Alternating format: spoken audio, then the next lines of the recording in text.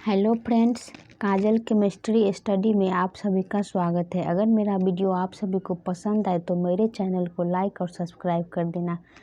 इस वीडियो में हम जानेंगे अम्ल के बारे में। अम्ल क्या है तो पहले समझते हैं।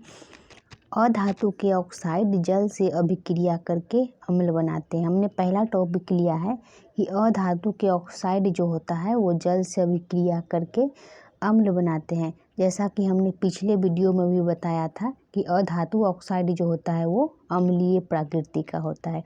तो अधातु ऑक्साइड क्या है तो अधातु और ऑक्सीजन के संयोग से जो मिलकर बना यौगिक होता है वो अधातु ऑक्साइड होता है, अधात्विक ऑक्साइड होता है। तो यही कह रहा है कि अधातु के ऑक्साइड जो होते हैं वो जल से अभिक्रिया करके बनाते हैं क्या, अम्ल। जैसे कि हमने उदाहरण में लिया है क्या, कार्बन डाइऑक्साइड। कार्बन डाइऑक्साइड धातु के अधातु के ऑक्साइड है। तो ये कार्बन डाइऑक्साइड जब जल से अभिक्रिया कराएगा तो ये बनेगा क्या, कार्बोनिक अम्ल H2CO3। कार्बन डाइऑक्साइड को जब जल से अभिक्रिया कराएंगे तो बनाएगा H2CO3 कार्बोनिक अम्ल। वैसे ही सल्फर डाइऑक्साइड है, इसको जल से अभिक्रिया कराएंगे तो बनेगा सल्फ्यूरस अम्ल H2SO3। सल्फर ट्राइऑक्साइड को जल से अभिक्रिया कराएंगे तो सल्फ्यूरिक अम्ल बनाएगा H2SO4। वैसे ही फास्फोरस पेंटाऑक्साइड को भी जब हम जल से अभिक्रिया कराएंगे तो बनाएगा क्या, फास्फोरिक अम्ल H3PO4। वैसे ही N2O5 नाइट्रोजन पेंटाऑक्साइड को भी जब हम ऑक्सीजन से जल से अभिक्रिया कराएंगे तो बनाएगा क्या, नाइट्रिक अम्ल HNO3। तो ये सारा क्या है, ये अम्ल है।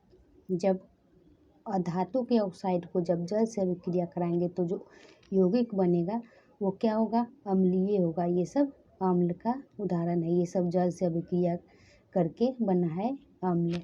कार्बोनिक अम्ल, सल्फ्यूरिक अम्ल, सल्फ्यूरस अम्ल, फास्फोरिक अम्ल, नाइट्रिक अम्ल। तो अम्ल को हम परिभाषित कैसे करेंगे, अम्ल को हम ऐसे परिभाषित करेंगे कि ऐसे यौगिक जिसमें विस्थापनशील हाइड्रोजन परमाणु होते हैं और जो जलीय घोलों में हाइड्रोजन आयन देता है।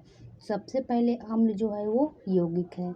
यौगिक इसलिए क्योंकि वो एक से अधिक प्रकार के तत्वों के रासायनिक संयोग से बना होता है। तो अम्ल जो होता है वो यौगिक होता है। तो कहता है ऐसे यौगिक जिसमें विस्थापनशील हाइड्रोजन परमाणु होते हैं, मतलब अम्ल में हाइड्रोजन परमाणु उपस्थित रहता है जो विस्थापनशील होता है। जो अगर दूसरे धातु से उसको अभिक्रिया कराया जाएगा तो वो क्या करेगा, हाइड्रोजन को विस्थापित कर देगा। वही कह रहा है कि जिसमें विस्थापनशील हाइड्रोजन परमाणु होते हैं और जो जलीय घोलों में हाइड्रोजन आयन देता है। अम्ल जो होता है वो जलीय घोलों में हाइड्रोजन आयन देता है। तो ये हमने शॉर्ट में लिखा है। अगर इसको इसी परिभाषा को अगर हम विस्तार में लिखेंगे तो कैसे लिखेंगे, कह रहा है कि अम्ल वे यौगिक है, हमने अभी बताया कि अम्ल यौगिक है जिसमें एक या अधिक विस्थापनशील हाइड्रोजन परमाणु विद्यमान हो, हाइड्रोजन परमाणु विद्यमान हो तथा जिन्हें धातु या धातु के समान आचरण करने वाले मूलकों द्वारा विस्थापित करने पर लवण का निर्माण होता हो, जो क्षारक से अभिक्रिया कर लवण एवं जल बनाते हो, जिनके जलीय घोल नीले लिटमस पत्र को लाल करते हो तथा जो स्वाद में खट्टे हो। सबसे पहले कह रहा है कि ये एक यौगिक होता है जिसमें एक या अधिक विस्थापनशील हाइड्रोजन परमाणु हो। जैसे कि हमने उदाहरण में यहाँ क्या लिया है, जिंक लिया है। और जिंक को जब हम हाइड्रोक्लोरिक अम्ल से अभिक्रिया कराएंगे तो जिंक क्या है, एक धातु है और इस हाइड्रोक्लोरिक अम्ल में ये हाइड्रोजन है। तो ये क्या कह रहा है कि अम्ल में विस्थापनशील हाइड्रोजन होता है। तो यहाँ हाइड्रोजन है। जब इस हाइड्रोक्लोरिक अम्ल को जब जिंक से अभिक्रिया कराएंगे तो यहाँ क्या बन जाएगा, जिंक क्लोराइड बनेगा, हाइड्रोजन गैस बनेगा। मतलब ये जो हाइड्रोजन है इसको जिंक क्या करेगा, ये अपने जगह से विस्थापित हो जाएगा, मतलब अलग हो जाएगा। इसके जगह जिंक ले लेगा। तो वही कह रहा है कि जिंक जो है वो हाइड्रोजन को इसके हाइड्रोजन क्लोराइड से अलग कर देगा और ये जिंक यहाँ आ जाएगा। तो जिंक और हाइड्रोक्लोरिक अम्ल अभिक्रिया करके बनाएंगे क्या, जिंक क्लोराइड और हाइड्रोजन गैस यहाँ मिल गया H2। वैसे भी हम दूसरे धातु के साथ भी अम्ल से अभिक्रिया करके बना सकते हैं, मतलब हाइड्रोजन गैस को विस्थापित कर सकते हैं, मतलब अलग कर सकते हैं। आगे क्या कह रहा है, जिन्हें धातु या धातुओं के समान आचरण करने वाले मूलकों द्वारा विस्थापित करने पर लवण का निर्माण होता है। यहाँ कह रहा है कि हमने अभी जिंक से अभिक्रिया कराया, तो जिंक क्या था, धातु था। तो कह रहा है कि धातु मतलब और बहुत सारे धातु या फिर धातु के समान आचरण करने वाले, मतलब धातु के जैसा ही अगर कोई दूसरा भी पदार्थ हो, उसके द्वारा हाइड्रोजन को विस्थापित कर सकते हैं, या फिर उसके संयोग से क्या बनेगा, लवण का निर्माण होगा। जब हम धातु या फिर धातु जैसा आचरण करने वाले, क्या कह रहा है कि धातु या धातु के समान आचरण करने वाले मूलकों द्वारा विस्थापित करने पर लवण का निर्माण होता है। मतलब जब हाइड्रोजन गैस विस्थापित हो जाएगा तो एक और पदार्थ बनेगा, क्या, लवण बनेगा। जैसे कि हमने जिंक को ही लिया था, जिंक और हाइड्रोजन क्लोराइड, ये दोनों आपस में अभिक्रिया कराएंगे तो हाइड्रोजन तो विस्थापित हो जाएगा, यहाँ जो बनेगा जिंक क्लोराइड, ये क्या होगा, ये लवण होगा। ऐसे ही हम दूसरे पदार्थ के साथ भी अभिक्रिया कराकर लवण बना सकते हैं और हाइड्रोजन गैस विस्थापित कर सकते हैं, वही कह रहा है। आगे क्या कह रहा है, जो क्षारक से अभिक्रिया करके लवण एवं जल बनाते हैं, मतलब अम्ल जो है वो क्षारक से अभिक्रिया करके लवण बनाएगा और जल बनाएगा। यहाँ हमने दूसरा उदाहरण लिया है NH4OH, ammonium hydra oxide. Ammonium hydra oxide, hydra oxide मतलब क्षारक हो गया। तो कह रहा है कि अम्ल जो है वो क्षारक से अभिक्रिया करके लवण बनाएगा और जल बनाएगा। तो हमने क्षारक को अम्ल से अभिक्रिया कराया, ये हाइड्रोक्लोरिक अम्ल है, तो यहाँ क्या बना, लवण बना, अमोनियम क्लोराइड लवण बना और यहाँ जल बना। मतलब कोई भी हम अगर अम्ल और क्षारक को अभिक्रिया कराएंगे तो एक लवण बनेगा और दूसरा जल बनेगा, वही कह रहा है।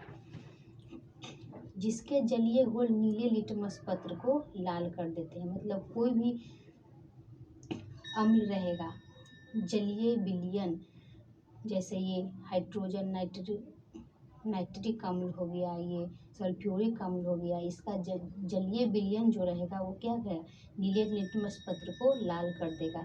लिटमस पत्र क्या है, लिटमस पत्र एक सूचक है जो रंग परिवर्तन द्वारा ये बताता है कि कोई पदार्थ अम्ल है या फिर क्षार है। तो वही कह रहा है कि अम्ल के जलीय घोल में अगर हम नीले लिटमस पत्र को ले जाएंगे तो वो लाल हो जाएगा, जिससे क्या सिद्ध होगा कि वो जो विलयन है वो अम्ल है, जो स्वाद में खट्टा हो।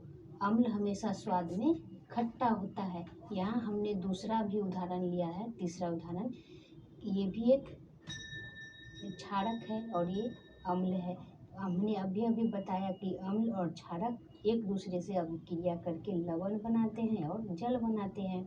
तो यहाँ कैल्शियम हाइड्रोक्साइड के साथ हाइड्रोक्लोरिक अम्ल से अभिक्रिया कराया तो यहाँ बना क्या, कैल्शियम क्लोराइड लवण बना और जल बना।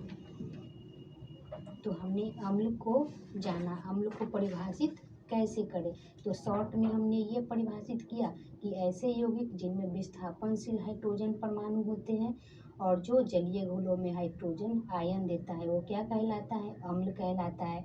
इसी को अगर विस्तार में जानना रहेगा तो कहेंगे अम्ल वे यौगिक हैं जिनमें एक या एक से अधिक विस्थापनशील हाइड्रोजन परमाणु विद्यमान हो, जिन्हें धातु या फिर धातु के समान आचरण करने वाले मूलकों द्वारा विस्थापित करने पर लवण का निर्माण हो। मतलब हाइड्रोजन को जब विस्थापित करेंगे तो लवण का भी निर्माण होगा, जो क्षारक से अभिक्रिया करके लवण एवं जल बनाते हो।